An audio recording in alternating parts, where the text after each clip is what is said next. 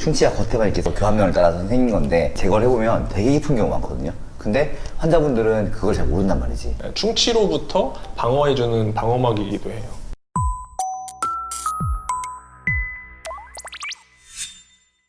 안녕하세요. 네, 프렌즈입니다.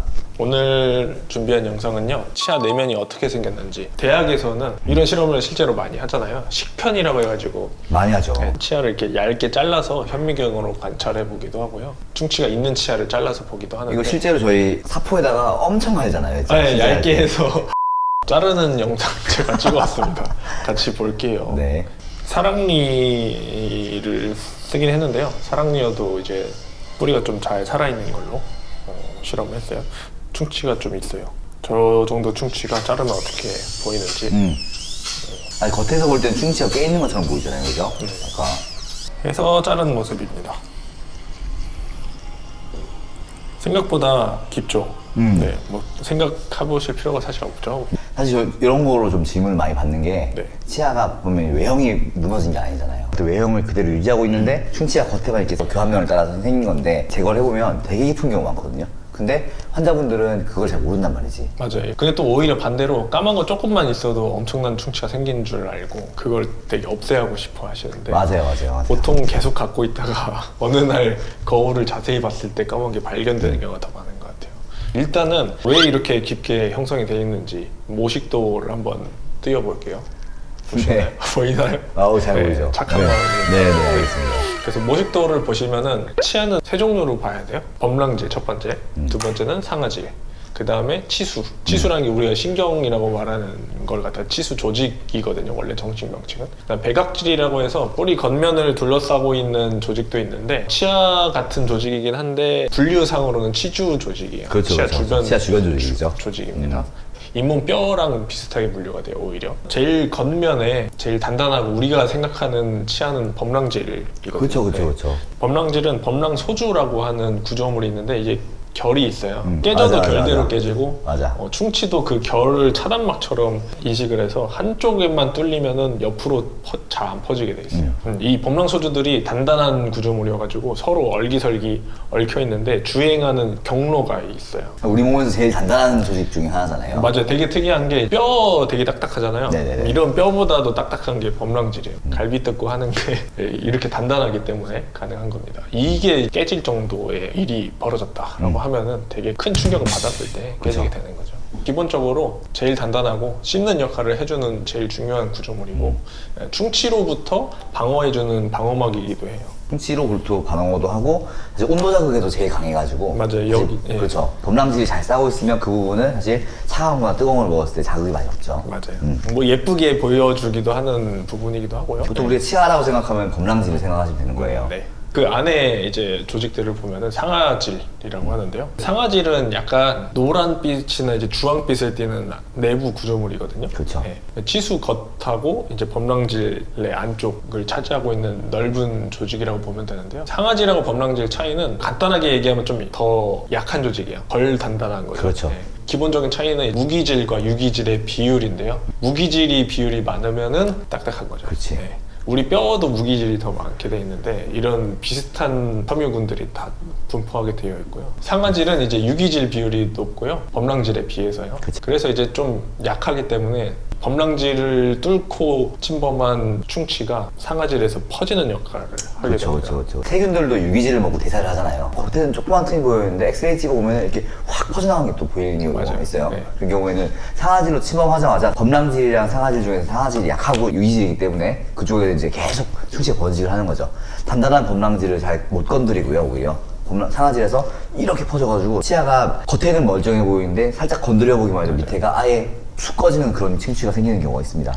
여기 이게 단면을 보시면 여기로 이렇게 침투를 했는데 그 네네네. 밑에 상아질층으로 가자마자 옆으로 이렇게 넓게 퍼지는 그렇죠, 모습을 눈으로 확인해 볼 명확하게 잘 드러난 것 같아요. 그래서 좀 잘라보는 게 의미가 있었죠. 상아질에는 또 다른 구조물이 하나 있는데 상아세관이라는 게 있어요. 치수랑 연결되는 통로들이 있는 거거든요. 이 통로들을 통해서 어떤 영양 공급이나 우리 혈관 같은 거죠, 그러니까. 그쵸. 네. 영양 공급이나 수분 공급 같은 게 이루어지는데 이 길이 뚫려 있으니까 충치에 대한 저항성이 낮아요. 저항성이 낮다는 건 이제 충치가 그쪽으로 침투해서 빠르게 이동하기가 쉬워진다. 감염되기 쉽다는 거죠, 치수가. 신경 치료하면 또 이제 치를 떠시는데 이제 네. 치수까지 충치가 침범해 버리면은 이제 신경 치료를 하게 된다고 생각하시면 되거든요. 이제 치수는 안에 뭐 혈관들도 있고 어떤 감각 수용 세포들도 있고 해서요. 뿌리 주변에 치조골 뼈가 있는데 뼈에서부터 어떤 영양 공급을 받는 역할을 또 해줘요. 전체적인 영양 공급을 이제 담당하고 있고요. 치수가 괴사가 됐을 때 치성 감염 같은 경로가 치수로부터 일어날 수 있어요. 충치가 깊어서 치수가 괴사됐는데 잇몸에 고름 나올 때 있잖아요. 이제 치수를 통해서 일어나는 치성 감염이거든요. 이런 통로 역할을 또 하게 되면은 통로가 되지 않도록 막아주는 역할을 하는 게 신경치료라고 보시면 되겠습니다. 그렇죠. 단면을 다시 한번 이번엔 보면서 층층이 한번 살펴볼게요. 이제 충치 단계가 있을 거예요. 그러면은 아까 말씀드렸는데 범랑질에만 조금 손상을 입은 경우, 이런 경우가 이제 제일 다행인 경우이기도 하고 치료의 시점을 결정하는데 좀 어려운 경우이기도 해요. 아까 사랑니 겉면에 까맣게 있을 때 이게 까맣게 보이는데 어느 정도 깊이인지 판단이 안 서거든요. 사실. 그렇죠.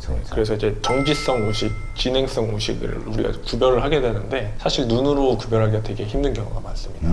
이거 진행 안 되는 충치예요. 보자마자 딱 이렇게 말씀하시면 사실은 조금 그렇게 그들 고지고대로 받아들이기보다는 진행이 빠른 것 같지는 않지만 앞으로 계속 지켜보긴 해야 된다. 정기관찰이 필요하죠, 그죠? 이해하시는 게 맞아요. 정지성 우식처럼 보인다고 해서 진짜 진행이 안 되는 건 아닐 수 있습니다. 그 정도로 이제 판단이 좀 어려운 부분이고요. 임상적으로는 표면을 긁어보잖아요. 네. 표면을 긁었을 때 재광화가 된다고 하는데 이제 표면이 좀 딱딱하게 칼슘이나 인이 무기질 침착이 일어나면서 충치가 좀 진행되다가 멈춘 듯한 모습을 보여주면은 임상적으로 정지성 우식으로 판단을 해줘요. 그래서 조금 더 지켜보는 형태로 가볼 수 있습니다. 까맣게 보여도 진행성이 있거나 정지성이냐에 따라서 이제 다르게 되는데요. 겉으로 보기에는 비슷하다라고 보시면 되겠습니다.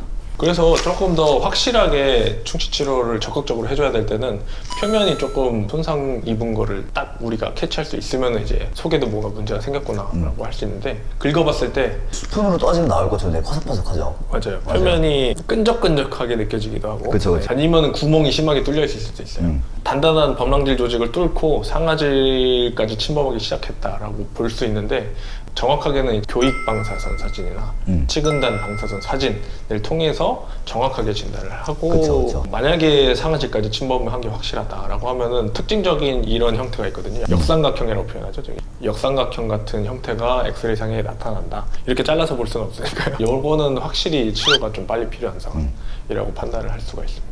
이 특징적인 모양을 한번 같이 보시고 자기 충치가 있을 때 설명 들으실 때 같이 알고 계시면 좀 훨씬 더 도움 많이 될 거예요. 알고 계시면. 네, 이런 상아질 침범이 없으면은 사실 조금 지켜보는 경우도 있고 나이에 따라 조금 다르기도 할 것 같아요. 그쵸. 진짜 어린 분인데 아직 상아질 침투는 엑스레이 상에서 보이지 않지만 충치 좀 많이 있다라고 하면은 높은 확률로 진행이 빨리 될 수 있거든요. 이런 분들은 이제 상아질 침범이 없어도 좀 빨리빨리 치료하게 되죠. 근데 뭐 50대이신데 정지성인가 진행성 뭐 이렇게 이 정도라면 사실은 좀 더 지켜봐도 될 수도 괜찮아요. 있죠. 그럴 때 괜찮아요. 네. 요즘에는 그 큐레이라고 하는 건 엑스레이랑 좀 달라요. 치아 사이사이는 우리 충치를 관찰하기 힘들잖아요. 엑스레이로도 사실 보면은 이렇게 중첩되는 부분이 있기 마련인데 그 큐레이 찍으면 치아의 성분이 무기질 성분이 변형된 부분 그 부분이 약간 빨갛게 딱 보이거든요. 네. 그럼 그 부분에 대해서 약간 충치의 의심도를 확실하게 이제 가져갈 수 있는 거예요. 뭔가 실시간으로 속을 약간 들여다보는 느낌이 있어서 맞아요. 빨갛게 그 표현이 되면 빨갛다고 해서 무조건 또 치료하는 건 아니더라고요. 그렇죠. 몇 가지 감별사항이 있긴 한데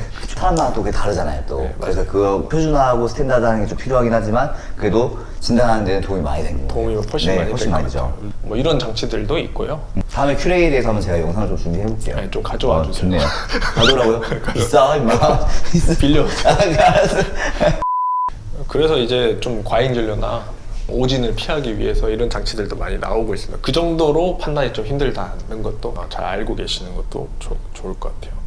오늘은 이제 치아 이런 구조물을 조금 이해하시고 물리적으로 이제 겉에는 단단하고 속에는 좀 약하다. 그리고 그 안에는 치수라는 조직이 있는데 치수까지 최대한 도달하지 않게 우리가 잘 막아줘야 된다라고 이해를 해주시면 좋겠고요. 오늘 이런 영상 찍는 이유가 그냥 직장인 구강검진 받으면서 까만 거 몇 개 있어요? 뭐 이 정도로 해야 되는데 뭐 충치가 10개 있어요? 뭐 이렇게 판단해 볼 수도 있고, 엑스레이나 자세한 소견을 알아보신 게 아니라고 하면은 통증이 없을 때 예, 그냥 밀어버리거든요. 그렇죠. 통증이랑 관련 없이 찾아오기도 하고요. 상아질 침투를 할 정도의 충치였느냐, 뭐 아니면 이제 진행성 우식이었느냐, 이런 거는 이제 치과에 오셔서 엑스레이 또는 이제 뭐 큐레이 같은 이런 장비들을 활용해서 진단을 받아보시기를 권장드리겠습니다. 네, 감사합니다.